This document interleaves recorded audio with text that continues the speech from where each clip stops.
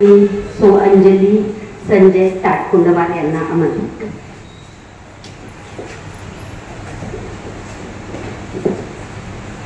उपस्थित सर्व मंडळींना माझा नमस्कार.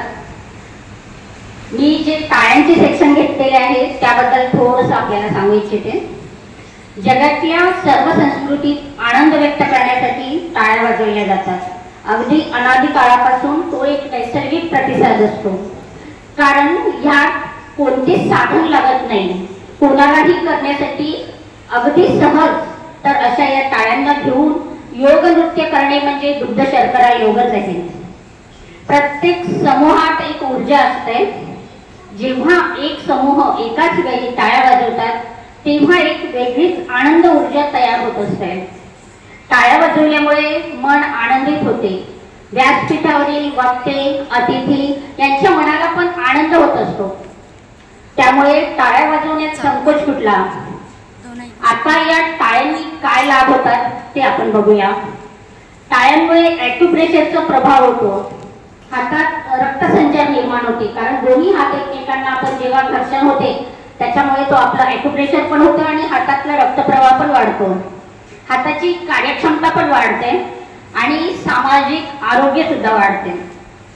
यासोबतच नंतरच्या पार्टमध्ये प्राणायामाची क्रिया होते. या शरीरातील नकारात्मक भावना, तणाव, राग बाहेर काढण्यास मदत होते. त्याबरोबरच सकारात्मक ऊर्जा आत ओढण्याची पण क्रिया होते.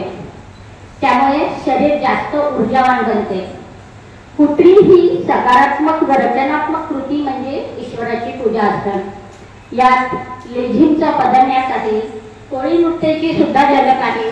या सर्वातूनच आपलं हरवलेलं बालपण आपण या योग नृत्यामुळे निश्चितच मिळवू शकतो. बॅकग्राऊंडवर चालणाऱ्या संगीतावर लक्ष केंद्रित करून त्याच वेळी गाण्याचा ठेका पकडायचा असे आव्हानात्मक करण्यातच तर गंमतदायक होते.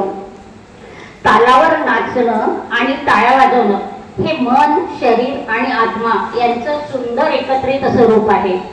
आणि हो, योग नृत्य नियमित केल्यास निश्चितच आपलं वजन पण कमी करण्यास मदत होते. तर योग नृत्य नियमित करा हीच आमची म्हणजे आमच्या सर्व टीमतर्फे आपल्याला आग्रहाची विनंती आहे. धन्यवाद.